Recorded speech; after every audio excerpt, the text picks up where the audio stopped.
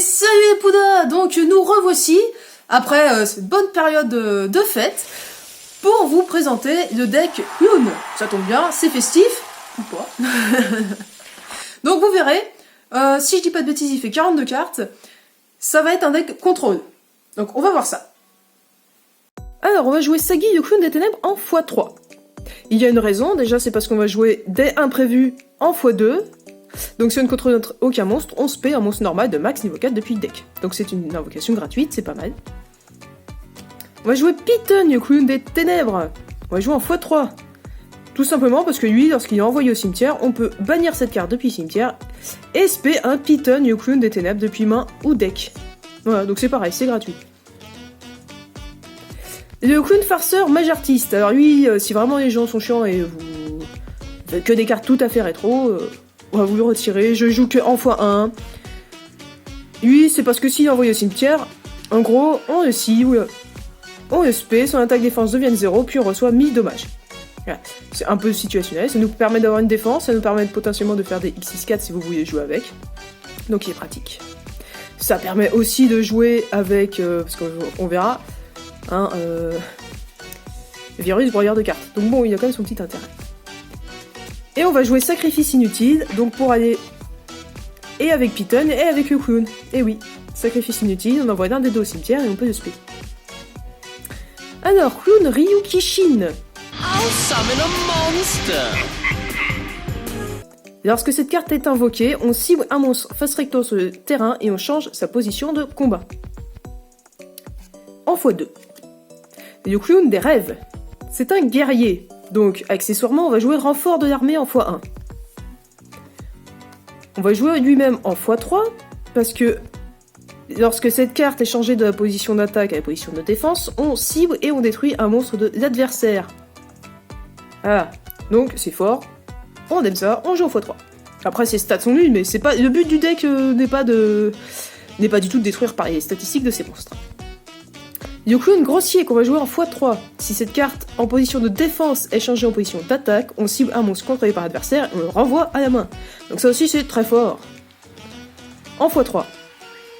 Et on peut donc les invoquer parce que je vais jouer 2 déploiements fusion. Pour ceux qui ne connaissent pas, on révèle un monstre fusion de notre extra deck et on spé un monstre depuis main ou deck dont le matériel est directement nommé dessus. Alors après ça nous donne confusion, donc attention, vous ne pourrez pas faire de X6 par exemple puisque le deck le permet. C'est vraiment juste, ça nous permet de spé un monstre. Donc pour ça il va être nécessaire de jouer Bicuri Box. Bicuri Box, il mentionne le Clown Grossier et le Clown des Rêves. Voilà. Donc on joue en x1, on ne fera jamais, hein, c'est pas du tout le but, il est juste là pour nous permettre de jouer de déploiement fusion. Et ouais. Le Brachios Noir, il s'est perdu, mais il a un vrai intérêt dans le deck. Lorsque cette carte est invoquée normalement, on peut cibler un monstre sur le terrain et changer la cible en position de défense face recto. Voilà, puisque comme vous avez pu constater, on va jouer beaucoup avec les changements de position, donc il a tout à fait sa place. On va cependant jouer que en x2 parce qu'on va pas manquer de cartes pour changer de position. On va en effet jouer Faux Pas. Quand un monstre est invoqué normalement par flip ou spécialement, on le change en position de défense. Voilà. Donc en gros, à la première invocation, paf, il passe en défense. Et c'est une magie continue qu'on jouera en x2. Ça fait chier l'adversaire puisque ça va l'empêcher de nous attaquer. Et nous, ça nous permet de faire nos effets. Limite de niveau zone B, un peu pareil, mais un peu différent évidemment.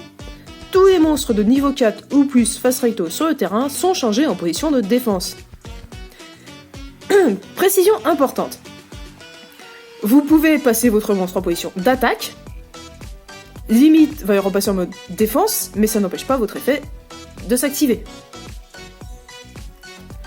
Tremblement de terre. Donc là, c'est juste une magie simple. Donc on va la jouer qu'en x2. Changer tous les monstres face recto sur le terrain en position de défense. Voilà. Inutile en go first, hein, c'est sûr. Hein. Gravité 0. Beaucoup plus intéressante en go first. On va d'ailleurs les jouer en x3. De toute façon, elle marche toujours. Hein. Changer la position de combat de tous les monstres face recto sur le terrain. Voilà. De toute façon, c'est toujours casse-couille. Y a pas de problème. On peut les jouer en x3. Je l'ai rajouté. À voir, vous pouvez la retirer, le deck contient plus de 40 cartes. changer tous les monstres à effet sur le terrain en position de défense. Jusqu'à la fin de ce tour, la défense d'origine de ces monstres devient 0 et il ne peut pas changer sa position de combat. Alors, je l'ai gardé pour une seule raison, pour des cas vraiment très particuliers. Si on veut pouvoir passer un monstre au combat, parce que pour X ou Y raison, vous ne pouvez pas les détruire par effet ou je ne sais quoi, hein, peu importe. En fait, vous l'activez pendant votre tour, c'est ici, comme ça, leurs monstres, les monstres de l'adversaire, passent en défense, ils ont 0 de défense, donc vous pouvez les détruire. À condition que vous-même, vous puissiez invoquer un monstre, après avoir activé ça. Alors, ça doit être l'épée super magique de Raptinus. Une magie d'équipement. En vrai, elle est pas mal. Potentiellement, vous pouvez virer une malédiction d'Anubis et mettre 2 super épées. Au début de la battle phase, on peut changer de monstre équipé, enfin on peut changer la position de combat du monstre équipé, et si on le fait immédiatement après la résolution, on invoque normalement un monstre. Donc déjà, ça nous fait une norme en plus. Et ensuite, on va gagner des effets selon la position de combat du monstre équipé. S'il est en attaque, notre adversaire ne peut pas cibler les monstres équipés avec des effets de cartes. Bon, c'est bien. Ça nous évite les armures de Sakuretsu, les siennes magiques, bon, toutes les cochonneries comme ça. S'il est en position de défense, le monstre équipé ne peut pas être détruit au combat. Et donc ça, c'est quand même pas dégueu. Parce qu'on joue un deck contrôle, hein, je pense que vous avez compris maintenant. Les épées de révélation des lumières, on aime toujours, 3 tours. Et vu qu'on... Ouais, je me suis fait plaisir. Au début, j'en ai mis 1, puis 2, puis 3. Donc on va jouer 3 chaudrons du vieillard. Pour ceux qui ne connaissent pas, lorsqu'elle est activée, on met un compteur dessus, et durant chacune de nos stand-by phases, on remet un compteur dessus. Pendant notre tour, on peut l'activer pour soit gagner 500 points de vie pour chaque compteur, soit infliger 300 points de dommage à notre adversaire pour chaque compteur. Et oui, puisqu'on aura du mal à infliger des dégâts par nos monstres, eh ben on va infliger par du burn. Voilà, et puis chaudron du vieillard, c'est très bien pour burn. Alors, on va quand même jouer le Croc de Critias. Oui, ce serait quand même dommage de jouer Virus Broyeur et pas le Croc de Critias. Donc ça, c'est pas compliqué, on l'active, on envoie le virus au cimetière, donc on envoie les 2, et on peut invoquer le dragon du virus maudit. Donc 2 Crocs de Critias, 2 virus, 2 dragons du virus maudit. Alors, juste, je vous explique pour ceux qui connaissent pas bien. Le virus, on sacrifie un monstre ténèbres avec max 1000 d'attaque. Donc dans le deck, ça va. Si je dis pas de bêtises, il y a que 2 clowns et évidemment les brachios qui passeront pas. Donc on peut l'activer relativement facilement. Alors, notre adversaire ne reçoit aucun dommage jusqu'à la fin du prochain tour après la résolution de cette carte. Pensez-y, on a tendance à oublier. On regarde la main de l'adversaire et tous les monstres qu'il contrôle. Et si on le fait, on détruit les monstres avec minimum 1500 d'attaque, donc 1500 et plus, parmi eux. Puis l'adversaire peut détruire max 3 monstres avec minimum 1500 d'attaque dans son deck. Donc on lui détruit tous ces gros bourrins. Donc ça c'est si on active Taiken. Si on a fait la fusion, on a Dragon du virus maudit. Et lorsqu'elle est invoquée spécialement, on regarde la main de l'adversaire, tous les monstres qu'il contrôle et toutes les cartes qu'il pioche jusqu'à la fin de son 3e tour après activation de cet effet, et on détruit tous les monstres avec minimum 1500 d'attaque. Ça c'est quand il est SP. C'est-à-dire que s'il est détruit dans la foulée, je sais pas moi, il se prend au match torrentiel, peu importe. Ça marche. Pendant 3 tours, on regarde sa main, on détruit tout. Donc, en x2 au cas où, mais il y a peu de chances que vous fassiez les 2. Hein. Alors là, si vous voulez jouer totalement rétro et pas vous faire chier avec les X6, vous pouvez vous arrêter là. Sinon, j'ai quand même rajouté des petites X6 pour ceux qui veulent profiter de toutes ces possibilités du deck. Il a quand même été j'ai prévu pour jouer avec certaines cartes qui l'aident. Dragon de la Tornade, donc j'ai décidé de jouer en x2 parce que, comme vous l'avez vu, on n'a aucune contre-piège, enfin aucune anti-magie, anti-piège. X6-4, ce sera le seul que je jouerai en x2. En effet rapide, on détache un matériel, on cible une magie piège sur le terrain, on la détruit. Voilà, ce sera la seule X6-4. La majorité de nos monstres sont niveau 3, donc là tout le reste ce sera des niveaux 3. L'ingénieur Mec Kippé. Une fois par tour, durant le tour de chaque joueur, on peut détacher un matériel, puis cibler un monstre en position d'attaque face recto qu'on contrôle, changez-le en position de défense face recto. Et si vous le faites, il ne peut pas être détruit ni au combat ni par des effets ce tour. Voilà. Je joue en x2, c'est le plus utile. Après, on est bien d'accord, de toute façon, il faut pour faire ça, on n'a pas 36 000 spells non plus dans le deck, donc pour commencer à jouer avec Elixir, il faut déjà être un peu installé dans la game. En tout cas pour ce genre de Xyz. Il y en a d'autres qui sont là justement pour survivre. Celle-là peut en faire partie, Zen Mains Automate. Si cette carte va être détruite sur le terrain, on peut détacher un matériel à la place. Donc ça survit, c'est bien. Une fois par tour, durant la end phase, si cet effet a été utilisé ce tour, on cible une carte sur le terrain, on la détruit. Ce n'est pas une option, c'est obligatoire. La coquille du monde virtuel, Jaja. Une fois par tour, on peut détacher un matériel de cette carte, cibler un monstre face recto qu'on contrôle. Jusqu'à la fin du tour de l'adversaire, il ne peut pas être détruit au combat. On est toujours dans la survie. Mais lui, il a un autre effet un peu quand même fort. Une fois par tour, après calcul des dommages, donc on se prend les dommages, si cette carte a combattu un monstre de l'adversaire, tant qu'on a minimum 2 monstres dans notre cimetière qui ont chacun les mêmes types et attributs d'origine, donc ce sera sans doute magicien et ténèbres, non démon d'ailleurs, je dis des bêtises, attendez. Quoique ça dépend, là on a du guerrier, et lui c'est un démon, ce sera surtout sans doute des magiciens, mais bon, enfin vous vérifiez, hein. Parce que lui c'est un démon, lui c'est dinosaure, bon. Le deuxième effet il est pas le plus simple, quoi. Il faut que ce soit et le même attribut et le même type. Donc, bref, si on a chacun les mêmes types et attributs d'origine, on peut bannir les monstres de l'adversaire. Voilà.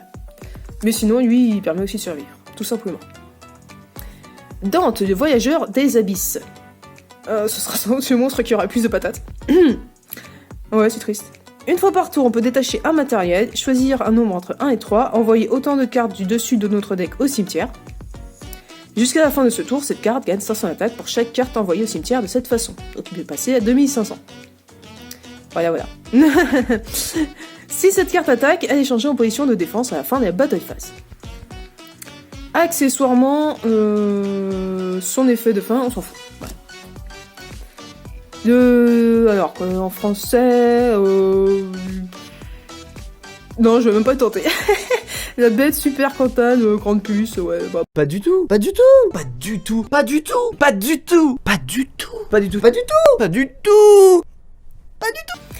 Alors, ne peut pas attaquer si elle n'a pas de matériel. Une fois par tour, on peut détacher un matériel de cette carte et cibler une magie piège sur le terrain et la détruire. Voilà, le reste, on s'en moque. Ça, c'est juste pour faire dragon de la tornade pour les niveaux 3. Bah, on sait jamais. Hein. Si vous êtes vraiment bloqué dans le jeu parce que l'adversaire a une magie piège qui vous gêne, vous pourrez la détruire. Numéro 49, Mélodie de la chance. Alors, aucun joueur ne peut cibler cette carte sur le terrain avec des effets de carte. Si cette carte va être détruite au combat ou par effet, on peut détacher un matos à la place. Donc c'est encore la survie, hein. La survie. Bah oui, on est là pour burn, hein. Une fois par tour, durant votre stand-by phase, on gagne 500 épées. Si cette carte est envoyée depuis le terrain au cimetière, on cible 2 monstres de niveau 3 dans notre cimetière, on les mélange tous les deux dans le deck, et si on le fait, on renvoie cette carte dans notre cimetière à l'extra deck. Ce n'est pas optionnel. Alors, numéro 26, Octo, Bipas, Space Way, voilà, aucune idée de ce que ça donne en français. Et ça continue encore et encore, c'est que le début, d'accord. Merci Panda. Alors, au début de la battle phase, on peut détacher un matériel de cette carte. Durant cette battle phase, le joueur ne peut attaquer qu'avec un monstre, et s'il attaque, ça devient une attaque directe. Et oui, donc là, on va se prendre des dégâts, ou potentiellement on va achever l'adversaire, bon, on sait jamais. À la fin de la dommage step, si un monstre a infligé des dommages par une attaque directe, donnez le contrôle de ce monstre au joueur adverse. Donc si l'adversaire décide de nous attaquer, il nous donne un monstre. Et dans tous les cas, ça nous permet de garder lui pour attaquer, bon bref, plusieurs possibilités. Un peu spécial à utiliser, faut pas le faire au mauvais moment. E2 c'est pareil. Alors lui, Misurissime, le génie de la gratte. Bon, les génies, c'est pas les meilleures cartes, mais ils peuvent être utiles. Durant un dommage step, lorsqu'un monstre X6 génie attaque un monstre de l'adversaire, on peut détacher un matériel de cette carte jusqu'à la end phase et l'attaque du monstre attaquant est doublée. Si on l'utilise sur lui-même, il passe à 3000. Eh ouais, c'est pas mal, hein. Surtout que bon, du coup, ce sera lui notre meilleur. On ne peut l'utiliser qu'une fois par tour. Lui, je l'ai rajouté. Fredonnement, le génie de la touche. Lorsque cette carte est invoquée spécialement, on peut cibler un monstre X6 génie dans notre cimetière et le spé. Puis lui attacher max 2 cartes depuis notre main comme matériel X6. Donc lui, on fait lui et on reborn lui.